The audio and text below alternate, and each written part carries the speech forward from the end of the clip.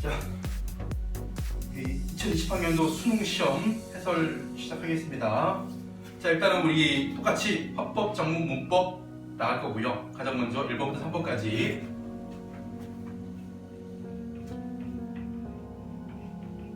자, 화법 영역인데 발표가 나왔습니다. 2020학년도는요, 6월 모평도 발표, 9월 모평도 발표, 수능까지 발표예요. 그래서 학생들이 되게 친숙하고, 그리고 그동안 쭉 준비해왔던 발표에 대한 여러 가지 이론이 그대로 살아났기 때문에 크게 어렵지 않게, 특히나 소재 자체가 상당히 쉬운 거였습니다. 여러분들이 많이 사용하는 이 볼펜에 대한 설명을 하기 위해서. 자, 일단은 우리가 본문 설명할 필요 없이 상당히 쉬운 글이었기 때문에 바로 문제풀이로 들어갑니다. 자, 첫 번째 문제 뭐 나온다고 했습니까? 준비와 전략. 그랬을 때 아예 여기는 윗글에 대한 설명, 윗글도 아니고요, 말하기 방식이라고 아예 그 부분을 딱 정해놨죠. 했을 때 1번 발표 대상의 종류를 열거하여 장점을 소개하고 있다 했을 때 여러분들 열거하면 뭐가 나와야 됩니까? 쉼표, 쉼표, 쉼표, 쉼표가 나와야 돼. 어디였어요? 5번째 문단에 뒷부분에 보시면 글자가 물에 잘 번지지 않는, 이거 장점이겠죠? 유성 볼펜. 필기감이 부드러운 장점입니다. 수성 볼펜. 여러 색을 하나에 담은 이 장점입니다. 다색 볼펜. 글씨를 쓰고 지울 수 있는 볼펜. 우주 사용할 수 있는 가압 볼펜 등 선택의 폭이 넓습니다. 세월간이라는 영화 혹시 보셨나요? 세월간이 안 봤어? 내용 뭔데요? 세월간 이야기. 란초 나오는 거. 란초? 사말가스. 안 본 거 같은데. 라주 나오고. 인도 영화인데 그 인도의 임페리얼 공개 이야기.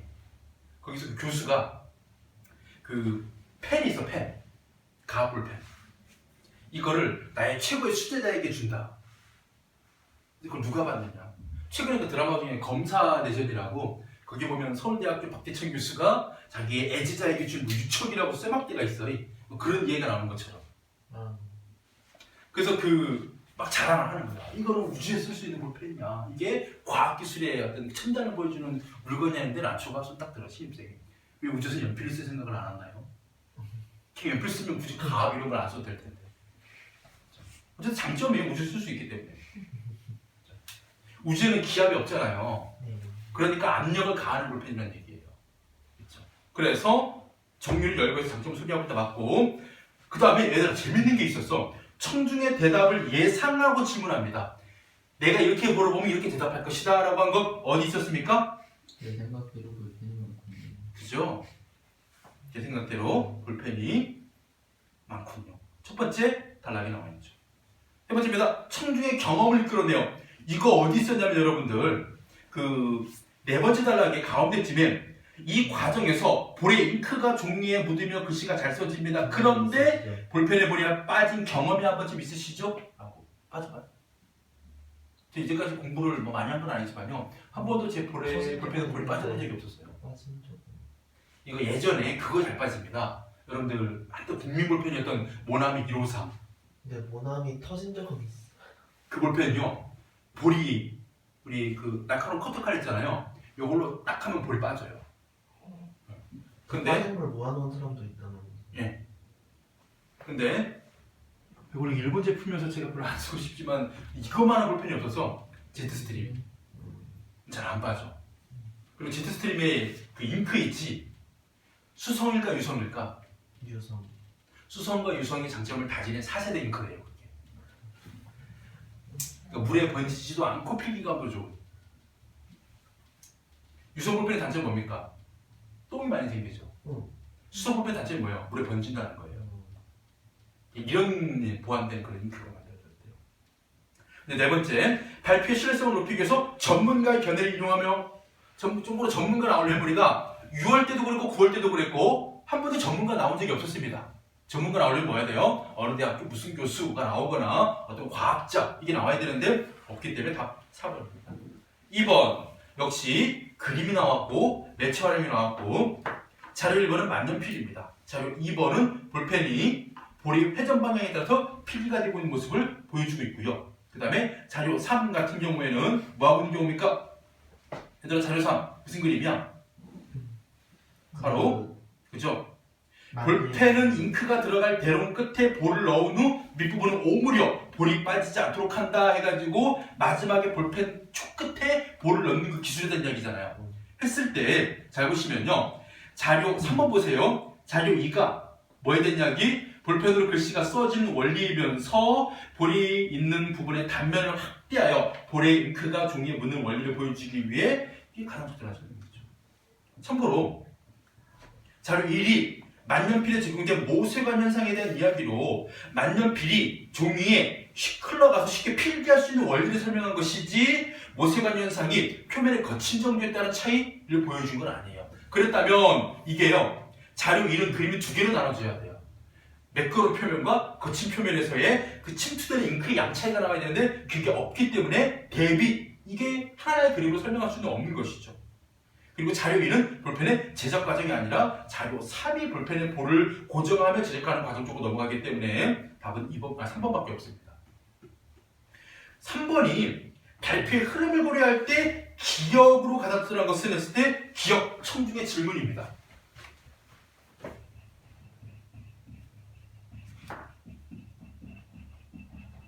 자, 우리 청중의 질문은요. 9월 모평에서 예고했던 거였죠. 예상대에 이 인형들은 어떤 의미가 있습니까? 라는 질문을 예측하면서 답이 먼저 나와 있었잖아. 이 인물과 동물들은 뭐 신선세계 존재, 이상적인 존재들이다 이런 거 나왔잖아요. 그 예고에 맞춰가지고 문제가 나왔을 때 기억이 뭐였습니까? 답을 보면 알죠. 바로 겉으로 잘 보이지 않지만 종이의 섬유소가 가는 대롱 역할을 하기 때문에 펜촉에 뜬 잉크가 모세관 현상에서 종이로 흘러가서 쉽게 필기할 수 있습니다. 이해되셨나요? 답이라면 이 답은 뭐에 대한 설명일까요? 바로 만년필에 대한 설명이죠. 만년필. 그러면 만년필이 종이에 글씨를 수월하게 쓸 수 있는 것이 모세관 현상과 어떤 관계가 있나요? 라는 1번의 질문을 했기 때문에 모세관 현상을 설명하고 수월하게 쓸 수 있었다는 얘기가 나오는 것이죠. 3번의 답은 1번입니다. 여기까지 되게 좋았어요.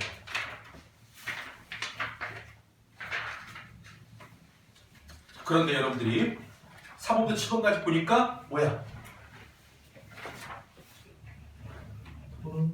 화법작문에 다시 복합 형태로 재결합됐죠. 6월이 복합이었고 9월이 단독이었고 다시 수능이 복합이야. 쉽게 말하면요. 패턴 따지려고 하지 말고 묶였건 떨어졌건 간에 그치? 다 봐야 되고 묶여 있어도 나누는 접점은 있죠. 뭡니까 여러분들? 4번, 5번이 앞에 있는 토론을 가지고 문제를 물어본 것이고 6번, 7번이 뒤에 있는 학생의 글을 가지고 물어본 것이기 때문에 묶여 있어도 얘네가 어떤 상호 연관성만 있을 뿐이지 4번, 5번은 화법 문제이고 6번, 7번은 작문 문제라는 거 여러분들이 그냥 구분하고 풀면 되는 거예요. 자, 먼저 지문 바로 읽지 마시고요. 4번 문제 먼저 보고 그것을 본문에 찾는 방식으로 여러분들 문제를 풀어보겠습니다. 가의 입론을 쟁점별로 정리한 것으로 적절하다는 것은 자, 쟁점이 뭐예요? 쟁점. 토론에서 쟁점. 찬성과 반대가 나눠지는 지점이 쟁점입니다. 그랬을 때 어떤 측면에서 자 보세요. 인공지능 활용한 면접은 편리한가? 편리성 측면입니다. 자, 찬성 1이 때와 장소에 얽매이지 않고 면접할 수 있는 점을 들어 입장을 분명히 밝히고 있다. 찬성 1이 그런 말 합니다. 근데 반대 1 보세요. 그럼 어디로 가야 되느냐? 그 바로 옆으로 가야 됩니다. 기술적 결함으로 인해 문제 상황을 제시한다. 불편했음을 강조한다. 바로 옆에 갔더니 네모에 대한 기술적 결함이 있었죠. 그 밑에 뭐라고 되어 있습니까? 면접이 원활하지 않거나 중단되어 지원자들에게 불편을 줄 수 있고 반대 1의 입론에 편리성에 대한 언급이 있었기 때문에 맞습니다. 쟁점 2가 경제성이죠. 찬성 1이 소요되는 인력을 줄인다. 경제적 효과가 크다. 그래서 비용 절감의 사례가 있다. 했을 때 여러분들 찬성 1 어디로 가느냐? 6번째 줄입니다. 회사는 면접에 소요되는 인력을 줄여 비용 절감 측면에서 경제성이 큽니다. 라고. 그래서 2억 원 정도의 비용을 절감한 어느 회사의 사례까지 나와 있죠. 그러면 2번도 확인이 됐고 반대 1이 경제적 가치를 창출한 인재를 놓치게 되기 때문에 장기적으로는 경제적이지 않다. 어디 있었습니까, 여러분들? 바로 그 옆에 보시면 현재 경제성만 고려하면 미래에 더 큰 경제 가치 창출한 인재를 놓치게 돼 결국 경제적이지 않습니다라고 언급을 했죠. 그 다음에 객관적인가에 대한 설명. 찬성 1위 마지막 부분에서 이렇게 말합니다. 기존 방식의 면접에서는 면접관의 주관이 개입될 가능성이 큰 데 비해서 인공지능에서는 빅데이터를 바탕으로 하기 때문에 일관된 평가 기준을 적용할 수 있다. 곧 객관적이다는 얘기입니다. 그래서 4번도 맞는 설명이 되죠. 근데 반대 1에 5번의 내용 볼게요. 빅데이터에 근거하지 않고 왜곡된 정보를 바탕으로 하고 되어 있는데 여러분들 반대 1의 마지막 보겠습니다. 마지막으로 인공지능의 빅데이터는 왜곡될 가능성이 있습니다. 가능성이 있습니다예요.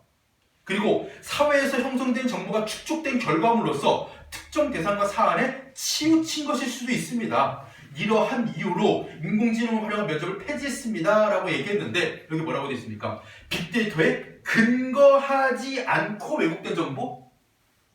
말이 뭐가 잘못됐습니까? 빅데이터에 정보가 왜곡될 수 있다고 하는 본문의 내용하고 빅데이터에 근거하지 않은 왜곡된 정보는 아주 다른 말이죠. 답이 5번이죠. 그것도 있고. 아저씨 문제는 왜 이렇게 깨끗해요? 다음에 5번입니다. A와 B에 대한 설명. 참고로 A와 B의 공통점. A와 B를 뭐라고 할까요? 토론의 과정 속에서. 반론? 뭐라고? 쟁? 여보세요. 이 토론지 무슨 방법의 토론이야? 토론의 종류에 입론하면 바로 상대 측에서 질문 던지고 막 답 요구하잖아. 이거 뭐라고 해요?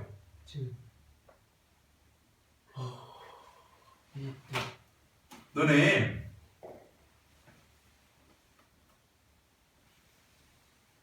교과서에 그거 있지 않았어? 1학년 때? 잘 생각해봐봐. 설탕세를 부과해야 한다. 그럴 거면 소금세도 부과하지요 막 이러면서 싸우고 있었잖아. 건강에 해롭기 때문에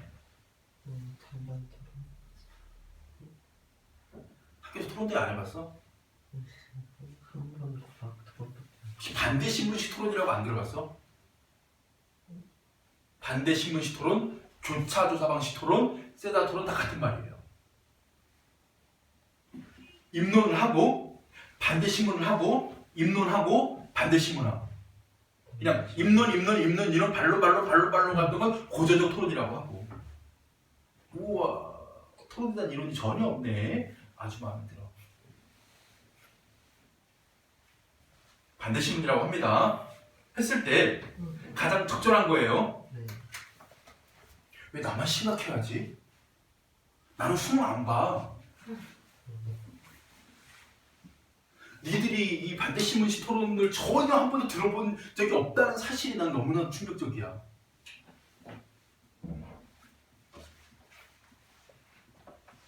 자, 적절한 겁니다. 자, A에서 1번 봐봐. 반대 1은 상대 측이 제시한 근거의 적절성에 의문을 제기하며 적합한 사례를 요구하고 있다. 읽어서 풀면 되겠지. 반대가 뭐라고 얘기합니까? 주관 개입된 게 좋은 거다. 개입되시다고 하셨는데 오히려 면접관의 생각이나 견해가 중요한 판단 기준이 되어야 되지 않을까요? 라고 상대에게 반박하면서 자신의 생각을 전달하고 있는 것이지 사례를 요구한 건 아니잖아요. 2번 보겠습니다. 찬성 1은 상대 측의 의의 제기에 대해 반박하면서 자료를 통해서 자신의 주장을 항상 강조하고 있다. 면접관의 견해로는 지원자의 잠재력을 판단하기 어렵습니다. 반박하고 있죠? 오히려 이런 것이 더 신뢰도가 높습니다. 한 설문조사에서 설명해가지고 자료를 통해서 맞죠? 타당을 강조하고 있죠. 2번이 답이 됩니다. 더 이상 추가 설명 안 하겠습니다. 6번 문제. 이거 보면서 있잖아요. 와, 글씨도 작고 뭔가 개요 느낌이 나고 되게 힘들어 보여. 쉬운 문제예요. 자, 보겠습니다.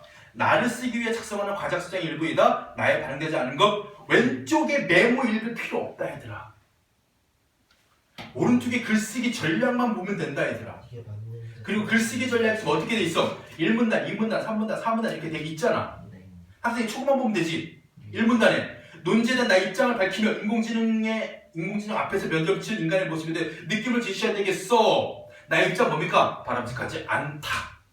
진땀 흘리는 인간의 모습 너무 안타깝다. 인내? 통과. 뭘 어렵게 생각해? 2문단 가봐. 인공지능이 지닌 기술적 결함을 근거로 활용하여 본문에 가봐. 2문단에 기술적 결함의 단어 찾아보세요. 없어요. 보이면 넌 눈이 이상한 거야.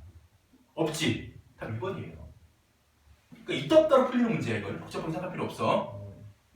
3문단 인간은 말강동의 이면에 담긴 의미까지 고려할 수 있다. 인공지능과 대조되는 고유한 사고 능력이 있다. 3문단 가봤더니 뭐가 있습니까?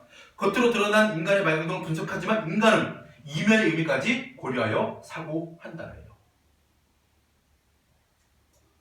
리을에 인공지능은 사회에서 형성된 정보에 기반하여 결과를 도출하는 기계일 뿐 타당한 판단할 수 없음을 부각해야 된다라고 어디 나와 있습니까? 인공지능 빅데이터를 바탕으로 결과 도출에 기계에 불과하므로 통계적 분석을 할 뿐 타당한 판단을 할 수 없다.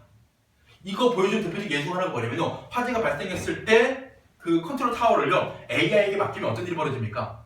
건물에서 화재가 발생했다. 13, 14층에 화재가 발생했고 15층에 사람이 3명이 있다. 몇 명을 투입해서 구출할 것인가? 근데 구출 성공 확률이 20%입니다. 그러면 AI는 뭐라고 합니까? 하지 말고. 그지? 투입 불가. 결정 내려버립니다.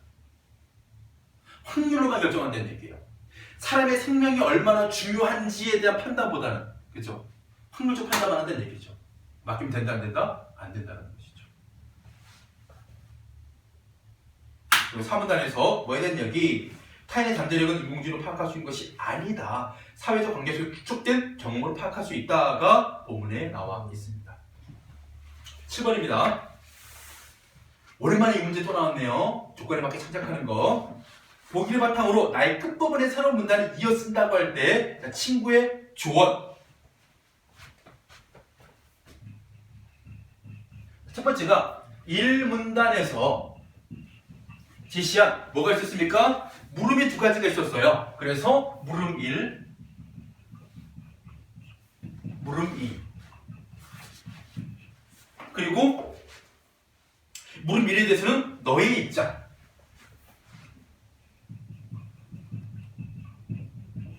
드러내는 말. 그리고 물음 2에 대해서는 뭡니까? 이 문단의 두 단어. 인공지능과 객체. 이게 좀 어려웠죠. 그리고 활용하여 인간과 인공지능의 관계.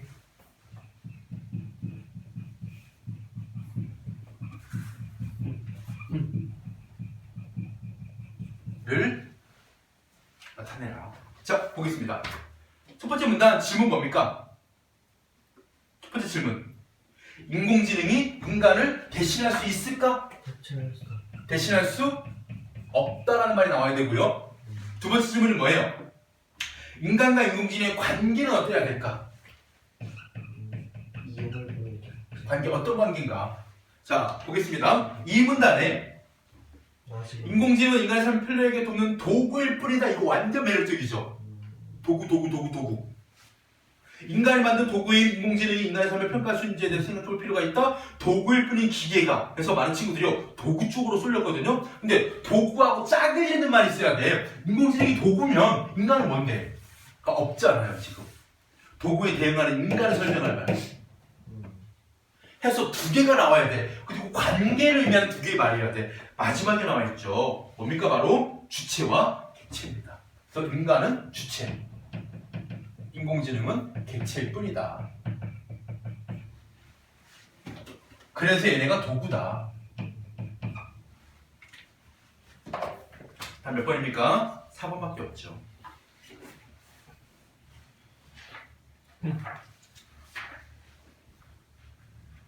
자, 그리고 8번부터 10번까지 학생의 메모이고 초고입니다. 했을 때 메모해 보시면요. 목적, 주제, 예상 문제 이런 거 나오잖아요. 이게 장문 상황일 수도 있고 장문 과제일 수도 있는데 이런 거랑 무조건 출제 요소입니다. 뭐에 대해서 지역방안 보호에 대해서 관심을 촉구하고 주제가 지역방안의 보호가 필요하다잖아요. 그럼 글의 종류가 뭘까요? 글의 종류. 건이 논설문이 됩니다. 논설문. 건의문은요 특정한 단체 우리들 학용품 관련된 글 쓸 때 기억나십니까? 또 플라스틱 쓰지 말자. 기억나시죠? 네. 그런 건 건의문이고요. 논설문 쓴 경우 있었어. 태교 언제? 9월 평가 모의고사에서 논설문. 왜 그걸 또 지적해봐야 돼? 그걸 어떻게 외워요? 외우는 게 아니지. 공부했으면 복습하고 복습했으면 기억이 남아야지.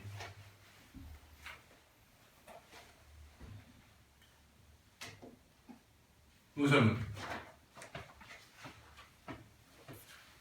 긴장해. 확진 편향에 빠지지 않게 한 방안. 기억나세요? 논설문이었잖아요. 그래서 예상 출제가 누구였습니까? 확진 편향의 개념을 잘 모르는 우리 학생들을 위해 가지고 사례와 정의의 방법. 그 다음에 독자 분석 보세요. 애들이 사라져가는 실태를 몰라. 그리고 방언의 가치에 대한 인식이 부족해. 했을 때 기억, 니은이 8번 문제 언급되어 있습니다.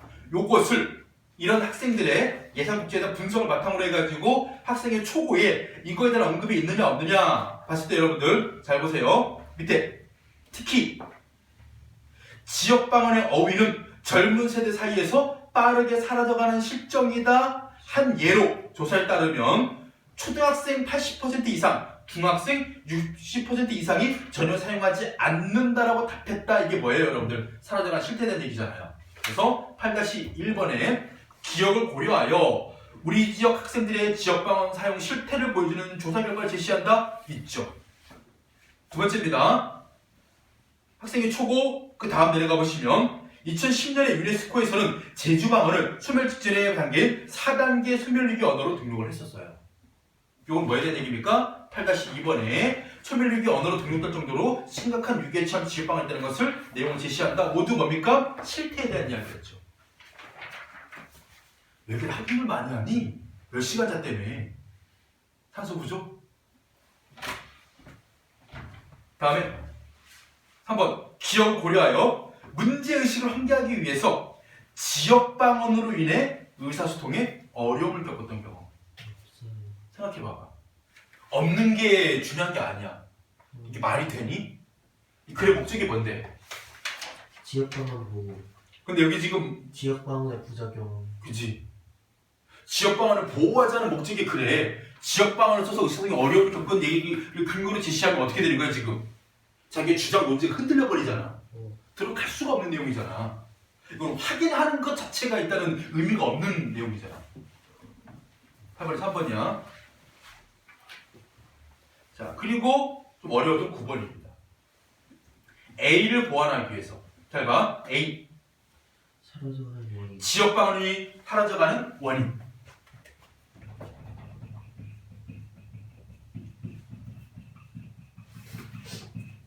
자, 첫 번째 뭐가 있었어요? 서울로 인구가 집중되면서 방언 사용 인구 감소.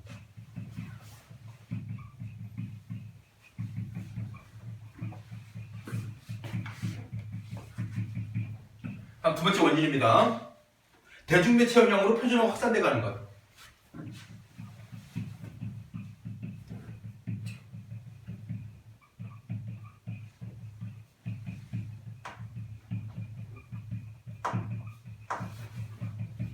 했을 때 지금 우리 9번 문제가 A를 보완하기 위해 추가로 수집한 자료예요. 잘 보세요. 왜 추가적인 원인이 필요할까요? 잘 봐. 일반적으로 생각해보자. 논설문이지. 문제를 해결하는 글이야. 지역방언이 사라져가는 실태를 해결하기 위해서 글을 쓰는 거란 말이야. 그러면 문제 해결의 첫 번째 단계는 뭐냐면 왜 사라져가는지 원인을 분석해야 돼. 그러다 그 원인을 제거하거나 개선하면 문제 해결되겠지. 근데 너희들이 생각해봐봐. 지역방언 사용 인구가 감소해서 사람들이 서울로 이동하는 것 막을 수 있어? 바꿀 수 있어? 서울 가지 마세요. 제주도 사세요. 있는 광주가 살아. 그냥 부산에 있어. 이럽니까? 안 되죠. 두 번째, 대중매체 이제부터 사투리로만 방송하십시오. 일정 부분 이상의 사투리 사용하지 않는 방송은 방송심의위원회에서 제한을 걸겠습니다. 합니까? 이건 뭐예요? 원인에 대한 제거라든가 개선을 통해 가지고 해결할 수 있는 방안이 아니잖아요. 그럼 뭐가 나와야 되는 거야? 바꿀 수 있는 게 뭐가 있는데 그 원인을 찾으라는 얘기예요. 문제점 중 하나가 뭐였습니까, 여러분들? 아까 보시면 학생들이 뭐가 없대요? 니은에 인식이 부족하잖아요. 뭐에 대한 인식? 가치에 대한 인식. 이런 쪽으로 파고 들어가야 돼요. 잘못된 생각을 옳은 생각으로 바꿀 수는 있잖아요. 거기다 근거 참고로 언어 의식조사는요 크게 의미가 없습니다. 왜 그러냐면 전체적으로 봤을 때 긍정 혹은 별 느낌 없는 이 비율을 합친 것과요 불편하고 어색하다는 비율이 합쳐보면 결국 크게 변하지 않았어요. 쉽게 얘기하면 부정적인 느낌을 갖고 있는 게 17%에서 19.1%로 약간 늘긴 했지만 전체적으로 좋았다는 느낌이 살짝 줄어들었지만 별 느낌 없다고 옮겨간 것이기 때문에 부정적인 느낌이 많이 생긴 건 아니기 때문에 자료 1은요 여기에 이 학생이 사용될 때 크게 활용되기 힘들어요. 근데 자료 2에 보면 전문가가 이렇게 말합니다. 방언 사용 지역에서 관공서, 학교 등에서나 표준어가 높은 비율로 사용되는 것이 일반적입니다. 그리고 최근 조사에 따르면 일상생활에서도 표준어가 높은 비율로 사용된대요. 왜 그러느냐? 표준어가 세련된 느낌을 준다고 생각하기 때문이겠지요. 뭐합니까? 일상생활 속에서 사람들이 방언을 써도 되는 상황에서 뭐 한다는 얘기입니까? 표준어를 쓰고 있다는 얘기예요. 왜? 느낌 하나입니다. 세련된 느낌. 그래서 요 자료 1을 가지고 4번에 공시적 상황에서 사용하는 표준어를 일상에도 사용하는 경향 때문에 뭐 하는 겁니까? 방언을 사용해도 되는 상황에서 표준어를 쓰려는 그 태도.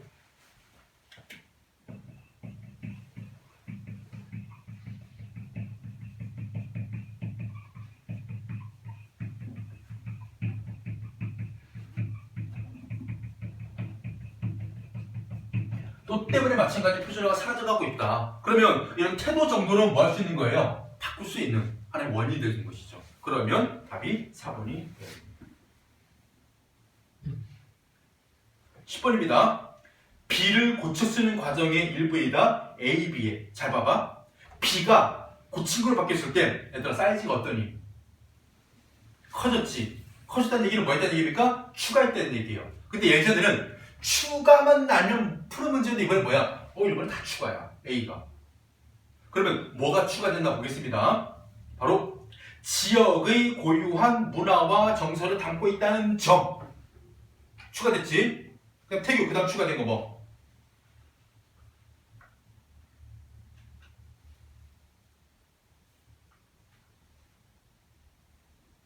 왜 집중 안 해? 경민 그 다음 추가된 거. 그 이유 아니 추가된 부분을 말하라고요? 우리의 언어라고 그치. 말을 전 세계가 알 수 있기 때문에 이런 점에서 이것이기 때문에 이거 뭐야? 근거잖아 근거. 근거를 추가한다. 근데 재접근 과정에서 고친 걸과 다시 고친 것도 줄어들었죠. 삭제죠. 뭐가 빠졌습니까? 다행히 어디가 빠져? 지역. 응? 지역방언 세 개. 크게 두 번째는요? 우리에부터 시급하다까지 빠졌지. 그지? 왜 빠졌을까요? 이 글의 목적이 뭐야 얘들아? 지역방언 보호. 그러니까 보호에 관심을 기울이자. 그러니까 목적이잖아. 근데 세계 문화유산 지정이 시급하다? 지정이고 보호하는 거니? 그건 아니잖아. 그렇기 때문에 통일성, 흐름에서 벗어난 문장이 있기 때문에 삭제한다. 가 조합되어 있는 건 1번밖에 없죠.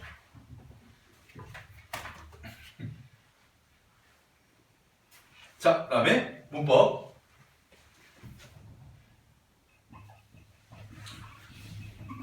자, 이 독서형 지문 11번부터 12번까지 좀만 참아. 5문제만 하면 돼. 자, 다의 어. 자, 하나의 단어가 두 가지 이상의 의미를 지닐 때 우리가 뭐라고 한다? 다이어라고 합니다.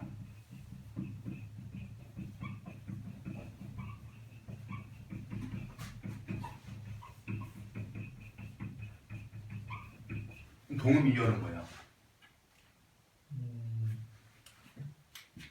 비슷한 뜻. 아니. 그건 유이어지. 같은.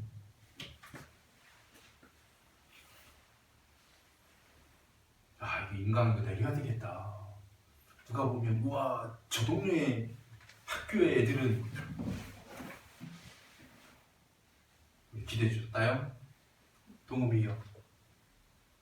발음 같은 발음 같은데 뜻은 안 뜻이 다른가?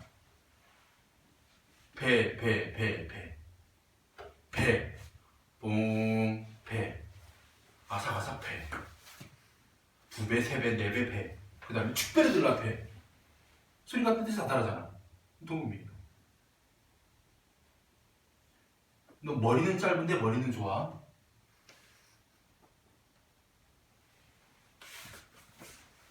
뭐야 이게 지금? 하나는 뭐야? 머리, 두뇌, 그지? 지능을 의미하는 머리. 또 하나는 뭐야? 머리카락을 의미하는 머리. 어느 게 중심이고 어느 게 주변임이야? 머리. 다 주변임이야. 시체를 의미하는 게 중심임이야. 그러니까 머리통이 응, 그게 중심임이고. 다이어. 자, 그래서 이 두 가지 이상의 의미에는 뭐가 있다? 중심 의미와 주변 의미가 있다. 그 다음에 속성 설명하는 거 잘 체크해야 돼. 자, 보자. 중심 의미는 일반적으로 주변 의미보다 언어 습득 시기가 빠르다.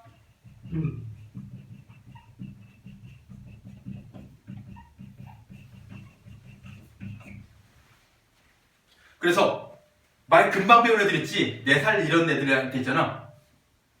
다른 뭐 어른이 너 머리 잘랐네? 그럼 애기들 뭐라 하더라? 머리를 잘라! 막 이렇게 무슨 말인지 이해되세요? 됐지? 그 다음에 야 니네 할머니 손 큰 거 봐라. 음식이 우리 할머니 손 요만한데 중심 의미를 먼저 배운다는 얘기예요. 이해되셨어요? 아 설명 좋아. 자, 그 다음에 사용 빈도가 높다.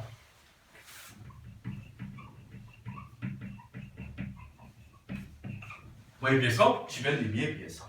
그리고 특징 더 알아보자. 자, 그래서 특징 보면 첫 번째, 자, 주변 의미로 사용될 때는 뭐가 있다? 문법적 제약이 있다.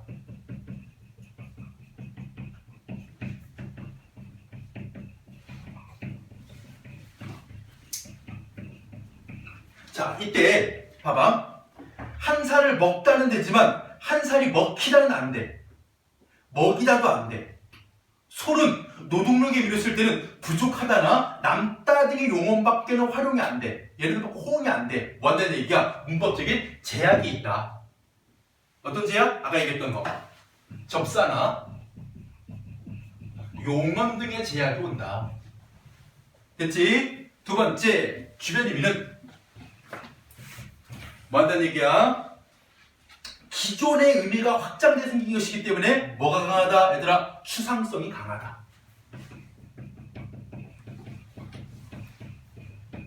대표적으로 아까 야, 너 머리 크다. 근데 머리가 안 좋다. 머리 크다는 중심 이미지. 그건 뭐야? 신체, 눈에 보이는 구체성. 근데 머리가 안 좋아. 지능, 두뇌 이런 거 뭐야? 눈에 안 보이는 추상성이잖아. 그래서 주변 의미를 갈수록 추상성이 커진다는 얘기야. 세 번째입니다. 의미들 간에 서로 관련성을 지닌다.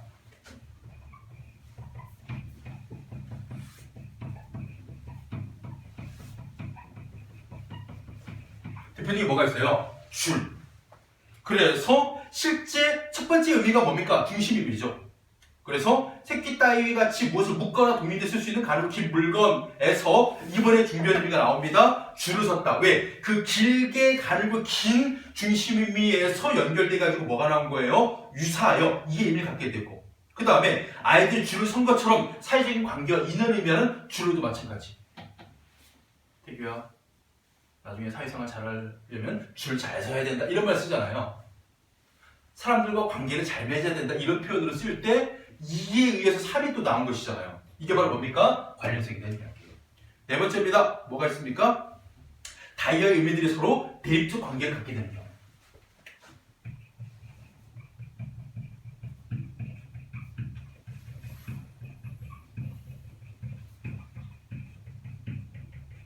무슨 얘기냐면 하나의 어휘가 같은 맥락을 흘러가는 게 아니라 서로 반대되는 어휘를 보일 때가 있어요. 대표적인 게 뭐가 있습니까? 바로 앞입니다. 앞.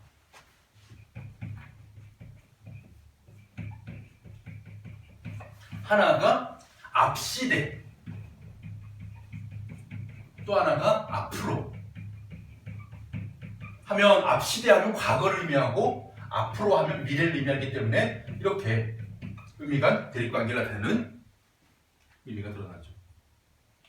자, 11번입니다. 밑글에 참고할 추론한 내용으로 특별하다는 것. 이거는 그냥 독해 일치 문제지. 대부분의 이제 별의 의미 중 군인의 계급장보다는 하늘에 떠있는 별이 중심 의미니까 이거를 먼저 떠올리겠군. 뭐였습니까? 언어 수치가 중심이가 빨라요. 두 번째, 안따 중 착석하다는 의미의 빈도가 많겠죠. 왜? 착석하다가 중심 의미니까. 두 번째입니다. 결론이 이르다와 포기하기 이르다는 서로 뭡니까? 의미상 관련성이 없죠. 그럼 얘네들 뭡니까? 다이어가 아니에요. 이 앞에 이르다는 도착하다고 뒤에 이르다는 시간이 그죠? 아직 이르다는 뜻이기 때문에 좀 다른 뜻이에요. 3번입니다. 팽이를 돌리다는 되는데 군침을 돌리다는 안 됩니다. 그럼 무슨 얘기입니까? 문법적 제약이 있다는 얘기는 뒤에 돌리다가 주변임이라는 얘기예요.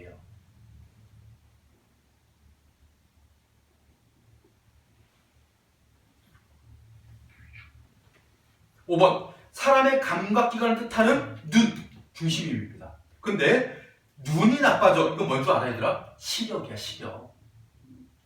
주변의미가 됩니다. 도수를 올렸다. 에서의 눈의 의미가 확장되었으니, 주변의미가 되었으니, 눈의 확장된 의미는, 이거 몰라도 돼. 확장된 의미는 뭐가 있다 그래서? 추상성이 강하다 그랬지. 구체적이겠군이 잘못됐죠. 다음 5번입니다. 12번. 무슨 예? 대립적 관계를 맺는 예. 뭐하고 뭡니까? 빚쟁이와 금방이에요. 빚쟁이가 돈을 빌려준 사람, 돈을 갚을 사람의 의미를 다 갖고 있습니다. 왜? 민수의 말에서 너 빚쟁이 같아. 무슨 얘기입니까? 나한테 맡겨놓은 것처럼 돈을 받으려는 자 같아. 하자, 여기가 내가 빚쟁이라니 내가 어디 돈 빌린 것도 아니고 또 반대 의미죠. 돈을 빌린 사람. 그래서 이때 대립적 의미. 그 다음에 영희가 말한 금방 왔었는데 가까운 시간의 과거. 그 다음에 민수가 금방 올 거야. 가까운 미래의 금방이죠. 근데 엄밀히 말하면 이거 구분했어야 됩니다.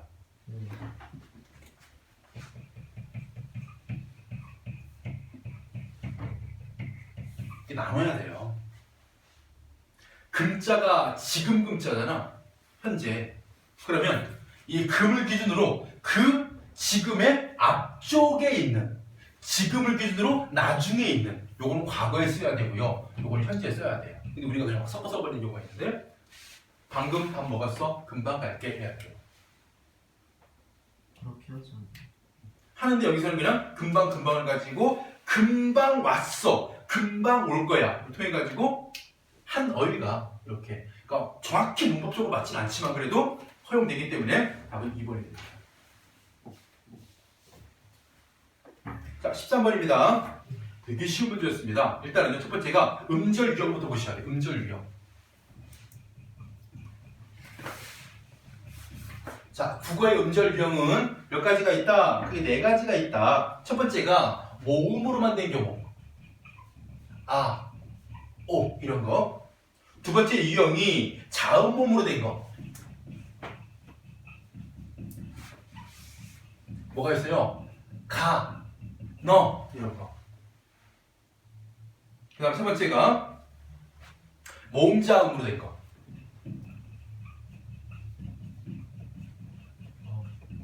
양, 예요. 요거는 음가고 요거는 음가가 있어요. 알겠죠? 임 이런 거. 그 다음 마지막 네 번째입니다. 자음, 모음자음으로 된 거.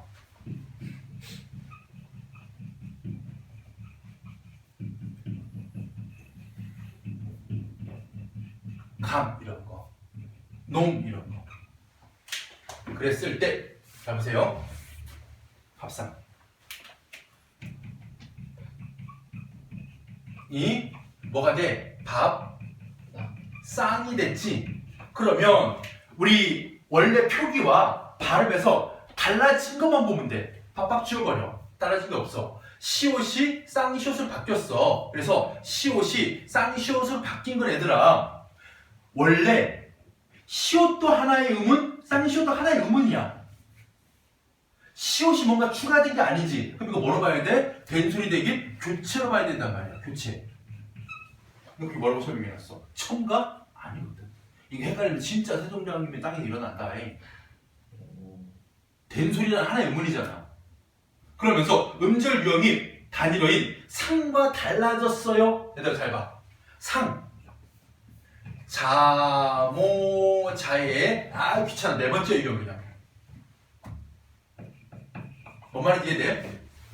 상. 네 번째 유형. 쌍 뭐야? 몇 번째 유형이야? 그대로 자음모음자음잖아. 그대로 네 번째 유형. 달라졌군? 그대로예요. 자, 경민이 2번 설명해봐.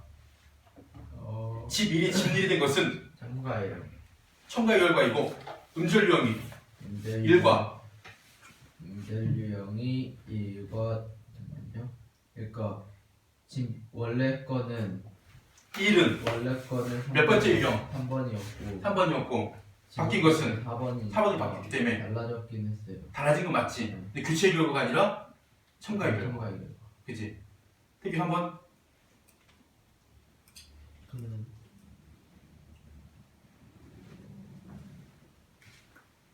미국함에서 캄은 그 추격이 될 뭐야 그 기억하고 기억이 해줘지. 맞지? 근데 그 음절의 유형이 응. 그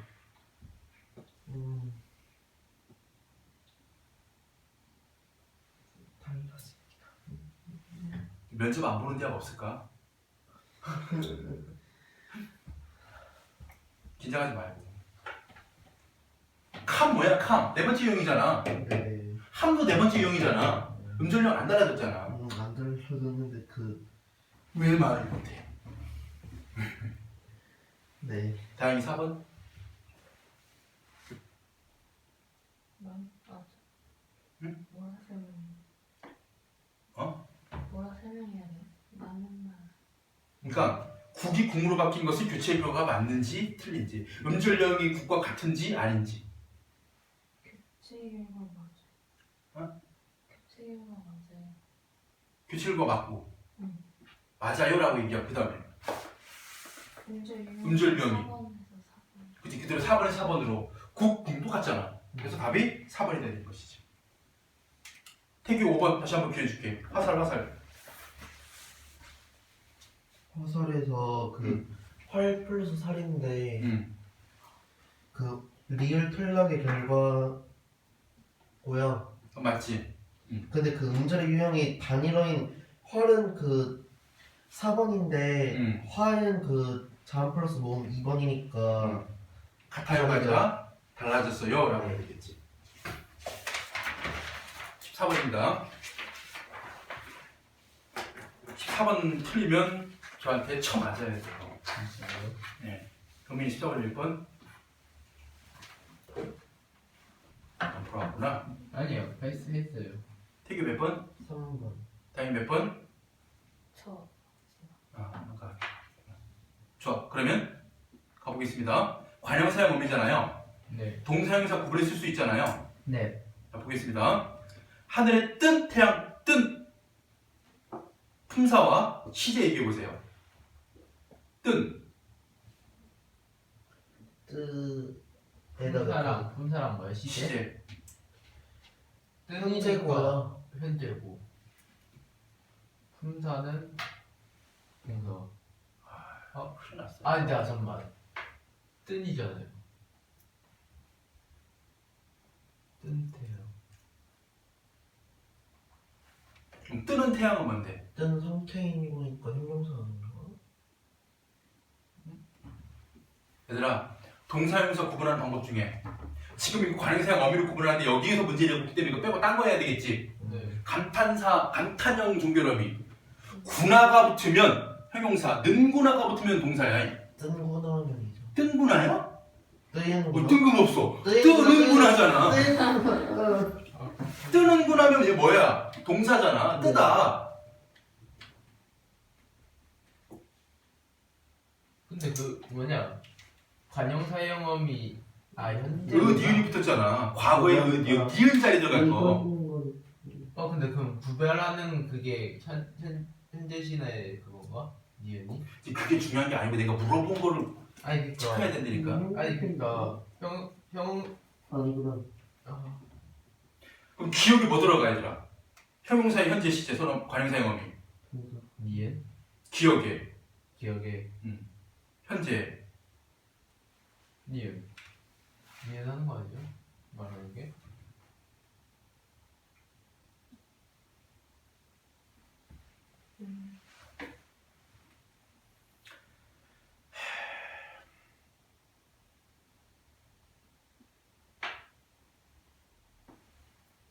먼저 할 거 먼저 하자. B 우리가 즐겨 부르던 이건 알겠지? 동사 과거. 풀어더는 형용사. 과거. D 운동장에 남다. 남구나가 아니라 남는구나지. 동사. 니은 과거. 내가 읽는 동사 현재. 가득 찬 이게 문제야. 형용사라고 하는 경우가 있거든. 근데 차구나가 아니라 차는구나야. 동사입니다. 과거예요. 달리기가 제일 빠른 형용사 현재. 니은이 얘들아 이 니은이 아까 너의 질문에 대한 얘기를 해줄게. 동사에 붙을 때랑 형용사에 붙을 때랑 시제가 다르다.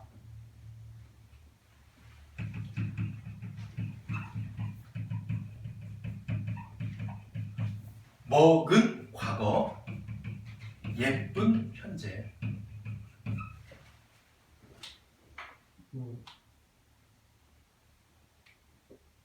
됐지? 다음 몇 번? 3번. 왜 3번?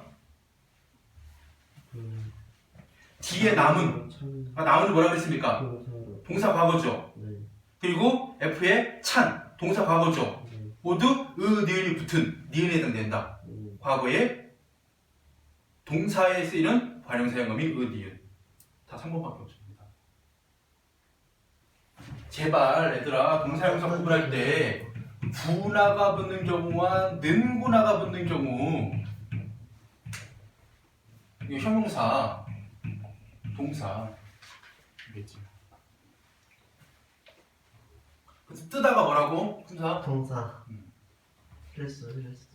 15번입니다. 직접조사 서비스 문제인데 기억 자음 다음에 이 니은 이나 반모음 이 다음에 제록적 연형태 그 다음에 이 이외에 모음 다음에 이 모음은 아예 없습니다. 관계없이 생략된 용어 디귿이에요. 했을 때 잘 보세요. 날이 점으로 A 보시면 원래 현대 풀이 보시면 날 더하기 2잖아요. 그럼 얘는 자음 뒤에 2가 붙은 경우이기 때문에 A는 기억의 예. 다음에 B 같은 경우엔 태자 분명 아라는 모음으로 끝났는데 뒤에 아무런 조사가 없지. 그럼 얘는 뭐야? 원래는 2가 와야 될 자리잖아요. 그런데 없는 것은 조건과 상관없이 생략된 겁니다. 그럼 이건 디귿의 예예요. 다음에 C가 도리가 현재에서 보니까 다리입니다. 원래 다리 이 몸으로 끝났기 때문에 제록적 니은의 예죠. C는 니은. D 아돌 이죠. 현대를 보니까. 그러면 자음 뒤에 이가 붙은 경우 A와 T가 기억의 예가 되는 답. 우리 14번은 복습 좀 해. 니네. 다른 건 큰 문제 없는데 이 관용사용어미 동사형사 구분하는 거 그 다음에 이 어미가 니은 같은 경우에